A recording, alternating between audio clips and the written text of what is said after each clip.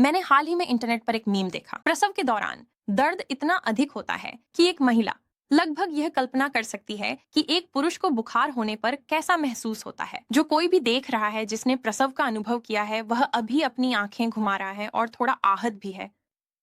जितना हास्यास्पद यह मजाक है, ये कुछ गहरे मुद्दे की ओर इशारा करता है जिसे कई प्रजनन अधिकार समर्थक उजागर करते हैं। यौन संबंधों के परिणाम अविश्वसनीय रूप से अनुचित होते हैं।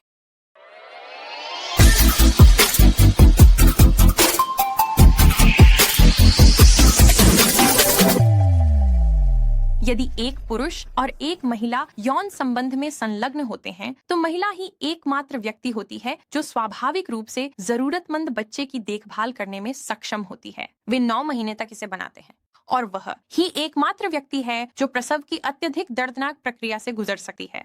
यह बस एक जैविक तथ्य है।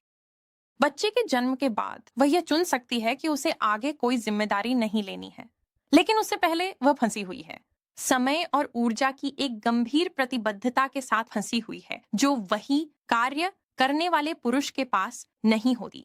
इसके अलावा गर्भावस्था और प्रसव के दौरान उस बच्चे के प्रति उसकी जिम्मेदारी उसे रोक सकती है या उसके लिए इसे काफी कठिन बना सकती है। उन चीजों को करने के लिए जो पुरुष उसी समय सीमा में कर सकते हैं, जैसे कि स्कूल खत्म करना, कॉर्पोरेट सीढ़ी पर चढ़ते रहना या यहाँ तक कि कार्यालय के लिए प्रचार करना। इस प्रकार प्रो चॉइस समर्थक के अनुसार महिलाओं की समानता के लिए गर्भपात आवश्यक है, क्योंकि यह उस भ्रूण को हटा देता है जिससे महिला स्वाभाविक रूप से बोझिल होती है, मूल रूप से पुरुषों और महिलाओं को सेक्स के बाद एक समान स्तर पर लाता है। चाहे यह अनुचित हो या न हो कि केवल महिलाएं ही गर्भवती होती हैं, तथ्य वही रहते हैं। महिला ही एकमात्र होती है जो सेक्स के बाद भ्रूण को धारण करती है, और जब वह खुद को गर्भवती पाती है तो उसके पास केवल 2 विकल्प होते हैं। वह इस मानव को अपने शरीर में 9 महीने तक उसकी प्राकृतिक अवस्था में रहने दे सकती है, या वह गर्भपात के माध्यम से इस मानव को मरवा सकती है। यदि कोई ऐसा तरीका होता जिससे हम स्टार ट्रैक की तरह भ्रूण को एक कृत्रिम गर्भ में स्थानांतरित कर सकते ताकि उसे अब गर्भवती न रहना पड़े और भ्रूण को मारा न जाए, तो मैं कम से कम उस विचार पर विचार करने के लिए तैयार होता।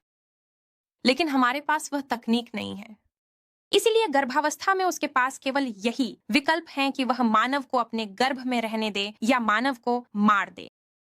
और मेरा मानना है कि किसी निर्दोष मानव को मारना गलत है, ऐसा गलत जो अवैध होना चाहिए। एक पुरानी प्रो लाइफ कहावत है जो कहती है, जब हमारी मुक्ति निर्दोष जीवन की कीमत पर होती है तो यह केवल उत्पीड़न है पुनर्वितरित। प्रो चॉइस समर्थकों ने वर्षों से गर्भपात की पहुंच को महिलाओं की समानता का हिस्सा बताने की कोशिश की है, लेकिन निर्दोष लोगों को मारना कभी भी एक स्वीकार्य विकल्प नहीं होना चाहिए। हम केवल इस तथाकथित उत्पीड़न को कहीं और पुनर्वितरित कर रहे हैं, अन्य मनुष्यों को मारने की अनुमति देकर। यदि आप इस बात से सहमत नहीं हैं कि मारे जा रहे भ्रूण को अधिकारों वाले मानव के रूप में वर्गीकृत किया जाना चाहिए, तो हमारे समान अधिकार तर्क पर वीडियो देखें, विवरण में लिंक। यह तो उस अत्यधिक समस्याग्रस्त तरीके को भी नहीं छूता है जिससे प्रो चॉइस समर्थक सबसे पहले समानता को परिभाषित कर रहे हैं। यदि आप दावा करते हैं कि महिलाओं की समानता के लिए गर्भपात आवश्यक है, तो आप अनिवार्य रूप से यह कह रहे हैं कि महिलाओं के स्वस्थ और प्राकृतिक शारीरिक कार्य कमतर हैं, कि पुरुष उनके शरीर और उनका कार्य करने का तरीका सही और वांछनीय है। यह कहना कि महिलाओं को समान होने के लिए पुरुषों जैसा बनना होगा अत्यधिक स्त्री विरोधी है। यह मानता है कि पुरुष वह आदर्श मानक हैं जिसके अनुसार हम सभी को आंका जाना चाहिए। मुझे समान होने के लिए अनुकूलित नहीं होना चाहिए। यह विचार पूरी तरह से अपमानजनक है।